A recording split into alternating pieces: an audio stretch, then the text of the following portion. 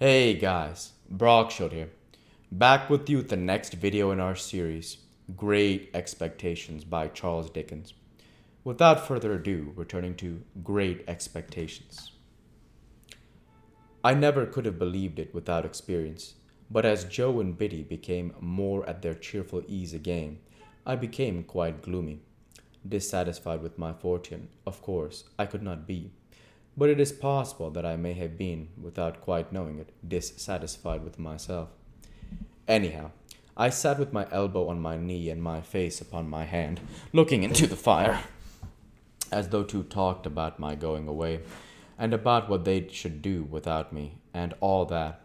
And whenever I caught one of them looking at me, though never so pleasantly, and they often looked at me, particularly Biddy, I felt offended, as if they were expressing some mistrust of me, though heaven knows they never did by word or by sign. At those times I would get up and look out at the door, for our kitchen door opened at once upon the night, and stood open on summer evenings to air the room. The very stars to which I then raised my eyes, I am afraid, I took to be but poor and humble stars for glittering on the rusting objects among which I had passed my life. Saturday night, said I, when we sat at our supper of bread and cheese and beer.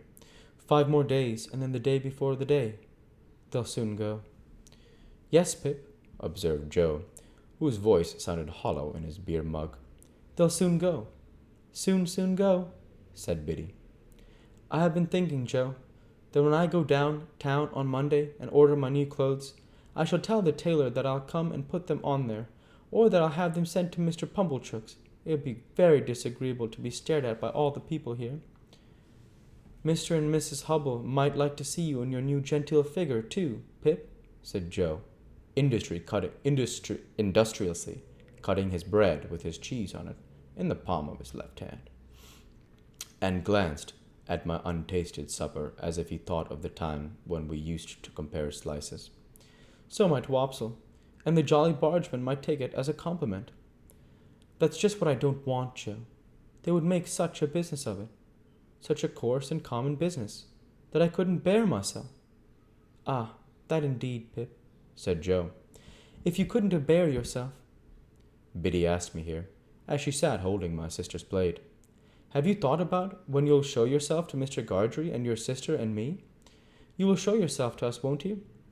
Biddy, I returned with some resentment. You are so exceedingly quick that it's difficult to keep up with you. She always were quick, observed Joe. If you had waited another moment, Biddy, you would have heard me say that I shall bring my clothes here in a bundle one evening, most likely on the evening before I go away. Biddy said no more. Handsomely forgiving her, I soon exchanged an affectionate good night with her and Joe, and went up to bed. When I got into my little room, I sat down and took a long look at it, as I mean little room that I should soon be parted from and raised above forever. It was furnished with fresh young remembrances too, and even at the same moment, I fell into much the same confused division of mind between it and the better rooms to which I was going, as I had been in so often between the forge and Miss Havisham's and Biddy and Estella. The sun had been shining brightly all day on the roof of my attic, and the room was warm. As I put the window open and stood looking out, I saw Joe come slowly forth at the dark door below, and take a turn or two in the air, and then I saw Biddy come and bring him a pipe and light it for him. He never smoked so late, and it seemed to hint to me that he wanted comforting, for some reason or other. He presently stood at the door immediately beneath me, smoking his pipe, and Biddy stood there too, quietly talking to him, and I knew that they talked of me, for I heard my name mentioned in an endearing tone by both of them more than once. I would not have listened for more if I could have heard more, so I withdrew away from the window and sat down in my one chair from the bedside, feeling it very sorrowful and strange that this first night of my bright fortune should be the loneliest I had ever known. Looking towards the open window, I saw light wreaths from Joe's pipe floating there, and I fancied that it was like a blessing from Joe, not obtruded on me or paraded before me, but pervading the air we shared together. I put my light out, and crept into bed, and it was an uneasy bed now. I never slept the old sound sleep in it any more. Chapter 19. Morning made a considerable difference in my general prospect of life, and brightened it so much that it scarcely seemed the same. What lay heaviest on my mind was the consideration that 6 days intervened between me and the day of departure, for I could not divest myself of a misgiving that something might happen to London in the meanwhile, and that when I got there it would be either greatly deteriorated or clean gone. Joe and Biddy were very sympathetic and pleasant when I spoke of our approaching separation, but they only referred to it when I did. After breakfast, Joe brought out my indentures from the press in the best parlor, and we put them in the fire, and I felt that I was free. With all the novelty of my emancipation on me, I went to church with Joe, and thought perhaps the clergyman wouldn't have read that about the rich man and the kingdom of heaven, if he had known all.